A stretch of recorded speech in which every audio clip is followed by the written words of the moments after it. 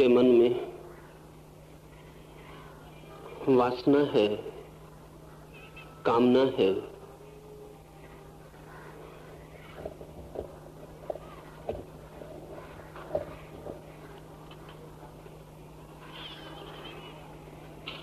उस कामना का परिणाम सिवाय दुख के और कुछ भी नहीं। उस वासना से सिवाय विषाद के, फ्रस्ट्रेशन के और कभी कुछ मिलता नहीं। लगता है मिलेगा सुख, मिलता है दुख। लगता है मिलेगी शांति, मिलती है सदा अशांति। लगता है उपलब्ध होगी स्वतंत्रता, लेकिन आदमी और भी गहरे बंधन में बंधता चला जाता। कामना मनुष्य का दुख है, तृष्णा मनुष्य की पीड़ा है। निश्चित ही वासना से उठे बिना, वासना के पार हुए बिना कोई व्यक्ति कभी आनंद को उपलब्ध नहीं हुआ है। पर इस वासना से ऊपर उठने के लिए दो काम किए जा सकते हैं, क्योंकि इस वासना के दो हिस्से हैं। एक तो वासना से भरा हुआ चित्त है, मन है, और एक वासना के उपयोग में आने वाली इंद्रियां हैं। जो आदमी ऊपर से पकड़ेगा उसे इंद्रियां पकड़ में आती हैं और वो इंद्रियों की शत्रुता में पड़ जाता है। कृष्ण ने कहा वैसा आदमी नासमझ है, अज्ञानी है, मूढ़ है। दूसरी बात अब वे कह रहे हैं लेकिन वो मनुष्य श्रेष्ठ है जो मन को ही रूपांतरित करके इंद्रियों को वश में कर लेता है। इंद्रियों का वश में होना इंद्रियों का मर जाना नहीं, इंद्रियों का वश में होना इंद्रियों का निर्वीर्य हो जाना नहीं, इंद्रियों का वश में होना इंद्रियों का असक्त हो जाना नहीं। क्योंकि असक्त को वश में भी किया तो क्या वश किया, निर्बल को जीत भी लिया तो क्या जीता। कृष्ण कहते हैं श्रेष्ठ है वो पुरुष जो इंद्रियों से लड़ता ही नहीं बल्कि मन को ही रूपांतरित करता है और इंद्रियों को वश में कर लेता है। मारता नहीं, लड़ता नहीं, वश में कर लेता है। निश्चित ही लड़ने की कला बिल्कुल ही नासमझी से भरी है। कहना चाहिए कला नहीं है, कला का धोखा है। वश में करने की कला बहुत ही भिन्न है। इंद्रियां किसके वश में होती हैं? साधारणता तो हम प्रतीत होता है कि इंद्रियों के वश में हैं। इस बात को ठीक से समझ लेना जरूरी है। साधारणता तो ऐसा प्रतीत होता है कि हम इंद्रियों के गुलाम हैं। साधारणता तो जिंदगी ऐसी ही है जहां इंद्रियां आगे चलती मालूम पड़ती और हम पीछे चलते मालूम पड़ते हैं। जब मैं कह रहा हूं इंद्रियां आगे चलती मालूम पड़ती तो उसका मतलब है कि वासनाएं आगे चलती मालूम पड़ती। वासनाएं हमें दिखाई नहीं पड़ती जब तक कि वे इंद्रियों में प्रविष्ट ना हो जाएं। वासनाएं तब तक अदृश्य होती हैं जब तक इंद्रियों पर हावी ना हो जाएं। इसलिए हमें तो इंद्रियां ही दिखाई पड़ती हैं। वासनाओं का जो सूक्ष्मतम रूप है अतीन्द्रिय, वो हमें दिखाई नहीं पड़ता। आपके मन में कोई भी वासना उठे तो वासना दिखाई नहीं पड़ती जब तक उस वासना से संबंधित इंद्रिय आविष्ट न हो जाए। अगर आपके मन में किसी को छूने की वासना उठी है तो तब तक उसका स्पष्ट बोध नहीं होता जब तक छूने के लिए शरीर आतुर न हो जाए। जब तक वासना शरीर नहीं लेती, आकार नहीं लेती, जब तक वासना इंद्रियों में गति नहीं बन जाती, तब तक हमें पता नहीं चलता। इसलिए बहुत बार ऐसा होता है कि क्रोध का हमें तभी पता चलता है जब हम कर चुके होते हैं। काम का हमें तभी पता होता है जब वासना हम पर आविष्ट हो गई होती है, हम पजेस्ट हो गए होते हैं, तभी पता चलता है। और शायद तब तक लौटना मुश्किल हो गया होता है। तब तक शायद आगे चलती है और हम छाया की तरह पीछे चलते हैं। मनुष्य की गुलामी यही है, और जो मनुष्य ऐसी गुलामी में है उसे कृष्ण कहेंगे वो निकृष्ट है, उसे अभी मनुष्य कहे जाने का हक नहीं। मनुष्य का हक उसे है जिसकी वासनाएं उसके पीछे चलती हैं। लेकिन इधर फ्राइड के बाद सारी दुनिया को यह समझाया गया है कि वासनाएं कभी पीछे चल ही नहीं सकती, वासनाएं आगे ही चलेंगी। और यह भी समझाया गया है कि वासनाओं को वश में किया ही नहीं जा सकता, आदमी को ही वासना के वश में रहना होगा। और यह भी समझाया गया है कि विल पावर या संकल्प की शक्ति की जितनी बातें हैं वो सब झूठी, आदमी के पास कोई संकल्प नहीं। इसके परिणाम ये हुए हैं कि आदमी ने इंद्रियों की गुलामी को परिपूर्ण रूप से स्वीकार कर लिया है। आदमी राजी हो गया है कि हम तो वासनाओं के गुलाम रहेंगे ही, और जब गुलाम ही रहना है तो फिर ठीक तरह से, पूरी तरह से ही गुलाम हो जाना उचित है, जब मालिक होने का कोई उपाय ही नहीं। शरीरवादी सदा से यही कहते रहे, इस देश में भी शरीरवादी थे। सच तो यह है अधिक लोग शरीरवादी ही हैं, अधिक लोग चारवाक से सहमत ही हैं, अधिक लोग मार्क्स से सहमत ही हैं। अजी हम शरीर से ज्यादा कुछ भी नहीं है, इसलिए शरीर की मांग ही हमारी जिंदगी और शरीर की वासना ही हमारी आत्मा है। इसलिए जहां ले जाएं अंधी इंद्रियां और जहां ले जाएं अंधी वासनाएं, हमें वहीं भागते चले जाना है। आदमी का कोई वश नहीं। ये बात अगर एक बार कोई मानने को राजी हो जाए तो वो सदा के लिए अपनी आत्मा खो देता है, क्योंकि आत्मा पैदा ही तब होती है जब वासना पीछे हो और स्वयं का होना आगे हो। आत्मा का जन्म ही तब होता है जब वासना छाया बन जाए। जब तक वासना आगे होती है और हम छाया होते हैं, तब तक हम में आत्मा पैदा नहीं होती, सिर्फ संभावना होती, पोटेंशियलिटी होती है, एक्चुअलिटी नहीं होती। तब तक आत्मा हमारे लिए बीज की तरह होती है, वृक्ष की तरह नहीं होती। कृष्ण कह रहे हैं वो आदमी श्रेष्ठ है अर्जुन, जो अपने इंद्रियों को मन के वश में कर लेता है। मन के वश में इंद्रियों को करिएगा कैसे? हमें तो एक ही रास्ता दिखाई पड़ता है कि लड़ो, इंद्रियों को दबा दो तो इंद्रियां वश में हो जाएंगी। दबाने से कोई इंद्रिय वश में नहीं होती। दबाने से सिर्फ इंद्रियां परवर्ट होती, विकृत होती और सीधी मांगे तिरछी मांगे बन जाती, और हम सीधे न चल के पीछे के दरवाजों से पहुंचने लगते हैं और पाखंड फलित होता है। दबाना मार्ग नहीं है, फिर क्या मार्ग है? मनुष्य की वासनाएं तब तक उसे पकड़ी रहती हैं जब तक उसके पास संकल्प, विल ना हो, जब तक उसके पास संकल्प जैसी सत्ता का जन्म ना हो। इस संकल्प के संबंध में थोड़ा गहरे उतरना आवश्यक है, क्योंकि इसके बिना कोई आदमी कभी वासनाओं पर वश नहीं पा सकता है। संकल्प का क्या अर्थ है? संकल्प का अर्थ इंद्रियों का दमन नहीं, संकल्प का अर्थ स्वयं के होने का अनुभव है। संकल्प का अर्थ है स्वयं की मौजूदगी का अनुभव। आपको भूख लगी है, शरीर कहता है कि भूख लगी है, आप कहते हैं कि सुन ले मैंने आवाज, लेकिन अभी मैं भोजन करने को राजी नहीं हूं।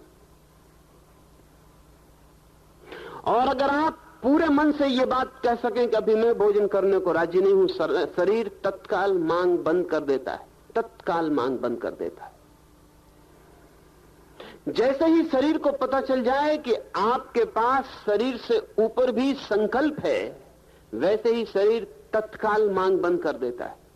आपकी कमजोरी ही शरीर की ताकत बन जाती, आपकी ताकत ही शरीर की कमजोरी बन जाती। लेकिन हम कभी शरीर से भिन्न अपनी कोई घोषणा नहीं करते।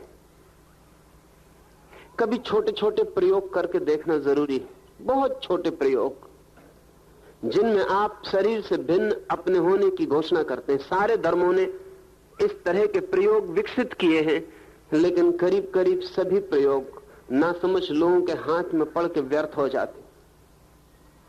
उपवास इसी तरह का प्रयोग था। जो मनुष्य के संकल्प को जन्माने के लिए था।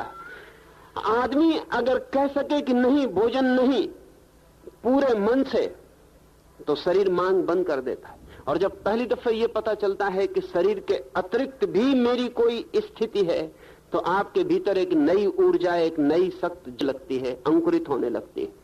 नींद आ रही है और आपने कहा कि नहीं, मैं नहीं सोना चाहता हूं, और अगर ये टोटल है, अगर ये बात पूरी है, अगर ये पूरे मन से कही गई है, तो शरीर तत्काल नींद की आकांक्षा छोड़ देगा।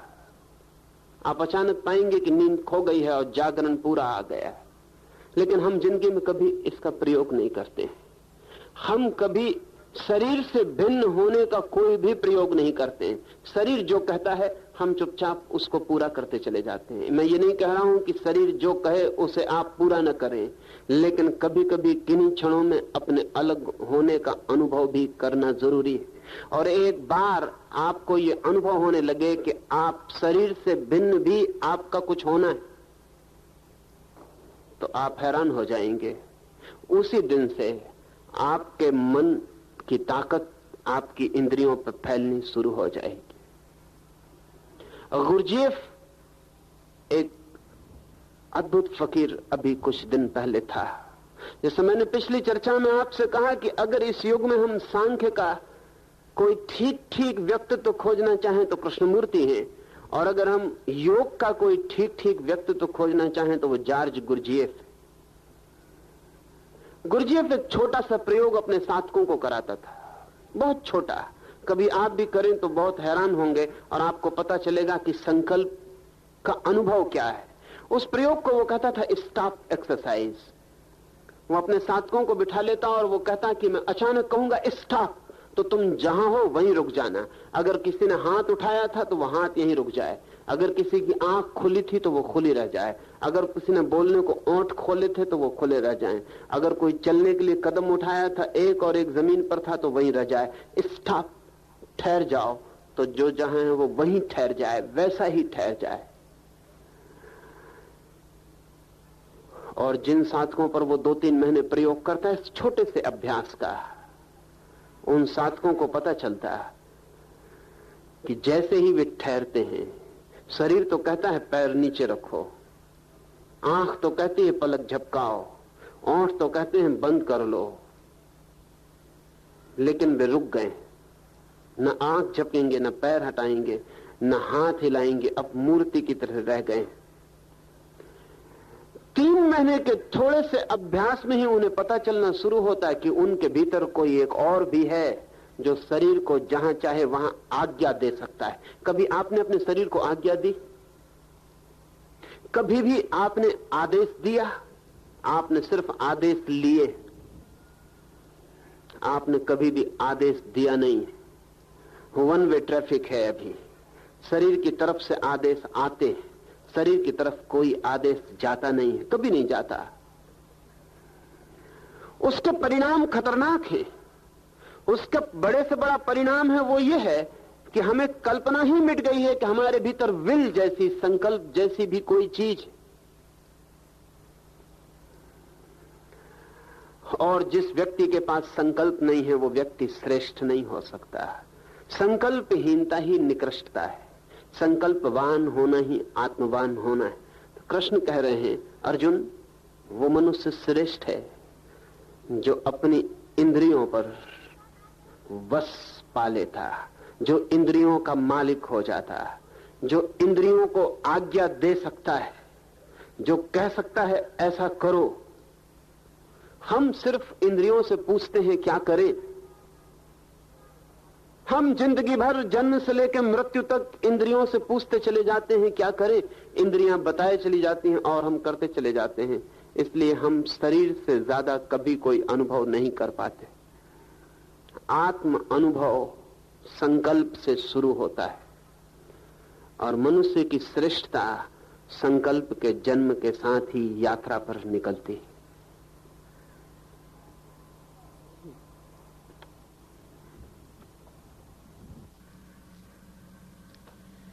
कृष्ण यहाँ मन से इंद्रियों को वश में करने के लिए कह रहे हैं लेकिन आप तो मन को ही विसर्जित करने को कहते हैं।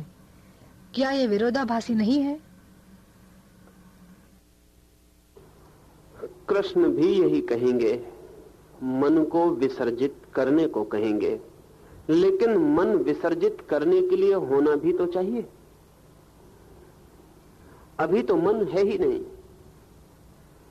इंद्रियां और इंद्रियों के पीछे दौड़ना हमारा अस्तित्व है। हमारे पास मन जैसी कोई संकल्प जैसी चीज नहीं। दूसरे चरण पर संकल्प पैदा करना पड़ेगा और तीसरे चरण पर संकल्प को भी समर्पित कर देना होगा। लेकिन समर्पित तो वही कर पाएंगे जिनके पास होगा, जिनके पास नहीं है वो समर्पित क्या करेंगे। हम एक आदमी से कहते हैं धन का त्याग कर दो, लेकिन त्याग के लिए धन तो होना चाहिए ना। जब हम कहते हैं धन का त्याग कर दो, धन हो ही ना तो त्याग क्या करेगा। मन आपके पास है या सिर्फ इंद्रियों की आकांक्षाओं के जोड़ का नाम आपने मन समझा हुआ है।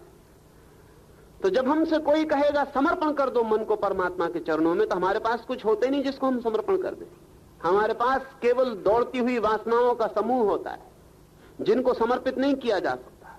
किसी ने कभी कहा है कि वासनाओं को परमात्मा को समर्पित कर दो? किसी ने कभी नहीं कहा। मन को समर्पित किया जा सकता है। एक इंटीग्रेटेड विल हो तो समर्पित की जा सकती है, और समर्पण सबसे बड़ा संकल्प है। बड़े से बड़ा अंतिम संकल्प जो है वो समर्पण। समर्पण तीसरे चरण में संभव है। दूसरे चरण में तो संकल्प ही निर्मित करना पड़ेगा। आत्मा भी तो चाहिए। परमात्मा के चरणों में नैवेद्य चढ़ाना हो तो वासनाओं को लेके पहुंच जाइएगा। आत्मा चाहिए उसके पास चढ़ाने को। आप भी तो होने चाहिए। आप हैं। अगर बहुत खोजेंगे तो आप कहीं ना पाएंगे कि आप हैं। आप पाएंगे कि ये इच्छा है, वो इच्छा है, ये वासना है, वो वासना है। आप कहां हैं? डेविड ह्यूम ने अपने संस्मरणों में लिखा है कि मैंने डेल्फी के मंदिर पर लिखा हुआ वचन पढ़ा, नो थायसेल्फ, अपने को जानो। और तब से मैं अपने भीतर जाके कोशिश करता हूं कि अपने को जानूं, लेकिन मैं तो स्वयं को कहीं मिलता ही नहीं हूं। जब भी मिलता है भीतर तो कोई इच्छा मिलती है, कोई विचार मिलता है, कोई वासना मिलती है, कोई कामना मिलती है। मैं तो कभी भीतर मिलता ही नहीं हूं। मैं थक गया खोज खोज के। जब भी मिलती है कोई वासना, कोई कामना, कोई इच्छा, कोई विचार, कोई स्वप्न, मैं तो कहीं मिलता ही नहीं हूं, मिलेगा भी नहीं। क्योंकि स्वयं को जानने के पहले वासनाओं के बीच में स्वयं की सत्ता को भी तो अंकुरित करना पड़ेगा। डेविड ह्यूम ठीक कहता है, आप भी भीतर जाएंगे तो आत्मा नहीं मिलेगी। विचार मिलेंगे, वासनाएं मिलेंगी, इच्छाएं मिलेंगी। आत्मा तो संकल्प के द्वार से ही मिल सकती है। इसलिए निश्चित ही धर्म का पहला चरण है संकल्प को निर्मित करो, क्रिएट द विल फोर्स। और दूसरा चरण है निर्मित संकल्प को सरेंडर करो, समर्पण करो। पहला चरण है आत्मवान बनो, दूसरा चरण है आत्मा को परमात्मा के चरणों में फूल की तरह चढ़ा दो। पहला चरण है आत्मा को पाओ, दूसरा चरण है परमात्मा को पाओ। आत्मा को पाना हो तो वासनाओं से ऊपर उठना पड़ेगा, और परमात्मा को पाना हो तो आत्मा से भी ऊपर उठना पड़ेगा। आत्मा को पाना हो तो वासनाओं पर बस चाहिए, और परमात्मा को पाना हो तो आत्मा पर भी बस चाहिए। वो लेकिन दूसरा चरण है, वो इसके विपरीत नहीं है, वो इसी का आगे का कदम। जिसके पास है वही तो समर्पित कर सकेगा। जीसस का एक बहुत अद्भुत वचन है, वो मैं आपको याद दिलाऊं, वो कृष्ण की बात के बहुत करीब।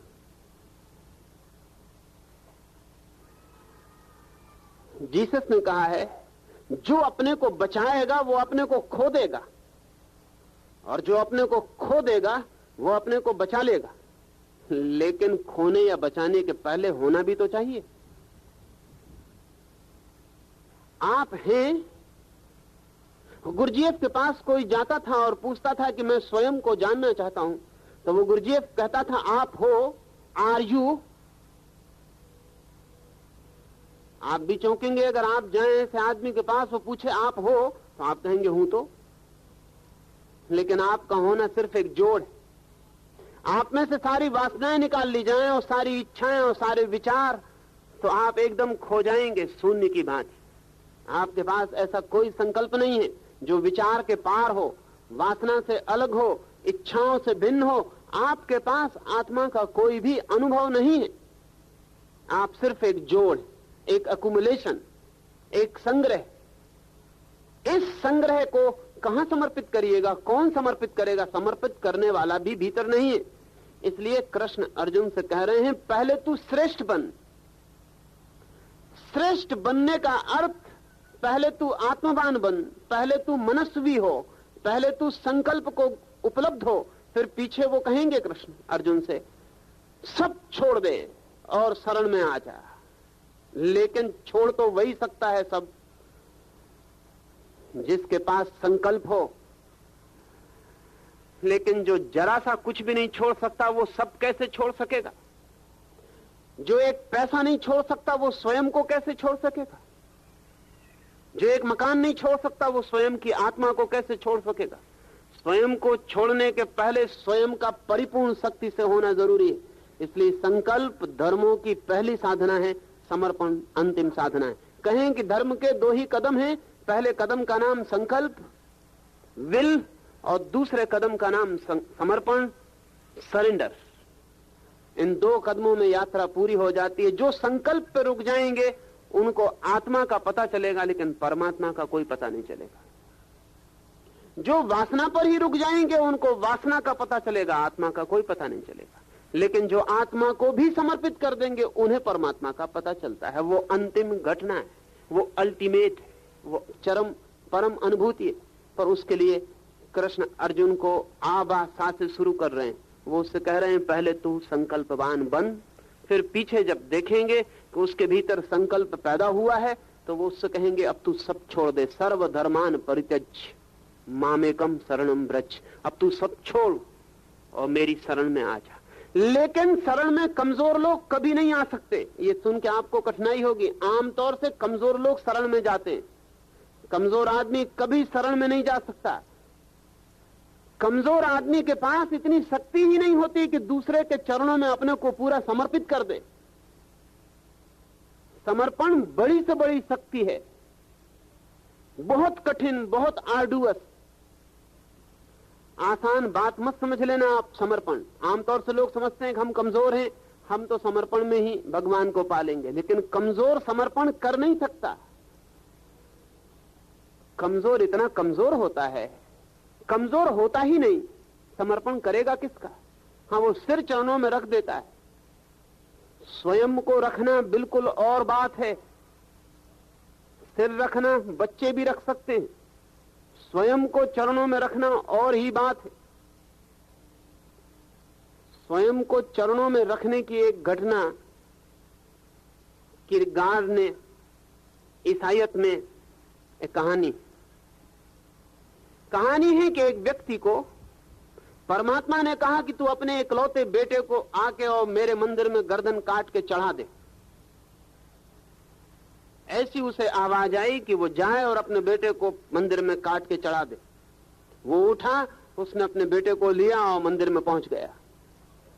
उसने तलवार पर धार रखी, बेटे की गर्दन मंदिर में रखी, तलवार उठाई और गर्दन काटने को था, तब आवाज आई कि बस रुक जा, मैं तो सिर्फ यही जानना चाहता था कि तू समर्पण की बातें करता है, लेकिन समर्पण के योग शक्ति तुझ में है?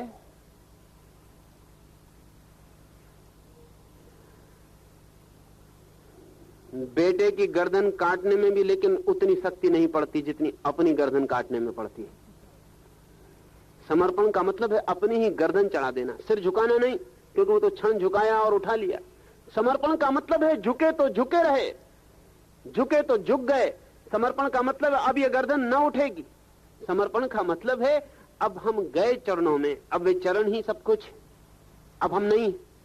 लेकिन कौन करेगा ये वही कर सकता है जिसने पहले संकल्प को संग्रहित कर लिया हो, जिसके भीतर एक इंटीग्रेटेड इंडिविजुएशन घटित हो गया हो, जिसके भीतर आत्मा क्रिस्टलाइज हो गई हो, जिसके भीतर आत्मा निर्मित हो गई हो। वो आदमी आत्मा से आखिरी काम भी कर सकता है कि समर्पण कर दे।